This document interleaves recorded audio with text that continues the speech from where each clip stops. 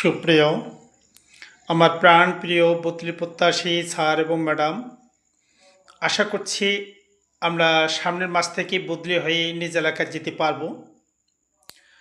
তো আশা করছি সকলেই ভালো আছেন।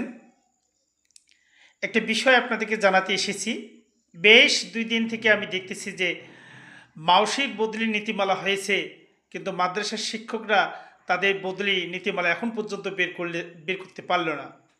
আমি আপনাদের উদ্দেশ্যে বলি, আপনাদের মাওসির যে বদলির নীতিমালাটা বের করতে গিয়ে আন্দোলন সংগ্রাম বলেন, কূটনৈতিক তৎপরতা বলেন, সচিবালয় বলেন, মাওসিতে যাওয়া বলেন, যেখানেই যাওয়া বলেন না কেন, আমাদের মাদ্রাসার শিক্ষকরাই কিন্তু তৎপরতা বেশি করেছে।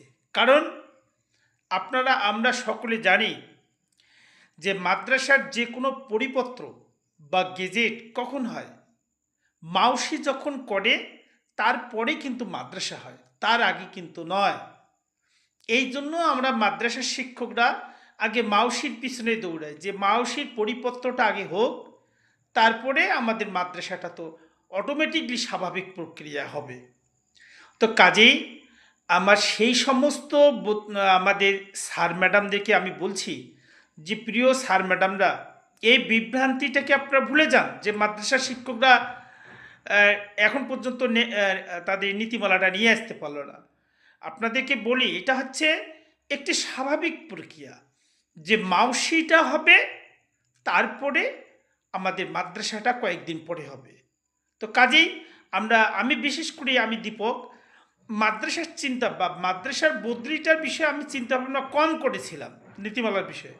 কারণ হচ্ছে আমি জানি বা আমি মাদ্রাসা অধিদপ্তরের সাথেও কথা বলেছিলাম এর আগে, তারা স্পষ্ট বলছে আমাকে, বা আমরাও জানি যে যতক্ষণ পর্যন্ত মাওসিটটা হবে না ততক্ষণ পর্যন্ত মাদ্রাসাটার নীতিমালা হবে না।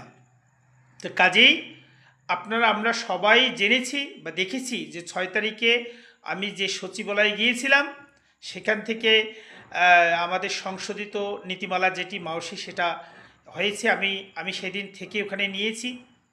এখন মাদ্রাসাটা সেদিনই আমি শুনে এসেছি যে আপনাদের মাদ্রাসাটা 7 তারিখে হবে, 7 তারিখে বা না হলে আপনারা তারপরের সপ্তাহে আপনারা নিশ্চিত আপনাদের সংশোধিত নীতিমালাটা পাবেন। এবং আরও এটাও বলছেন যে আপনার টেনশন করবেন না, মাওসিতে টু দি পয়েন্ট যা আছে নীতিমালায়, মাদ্রাসায়ও সেই একই পরিমাণ টু দ্য পয়েন্ট একই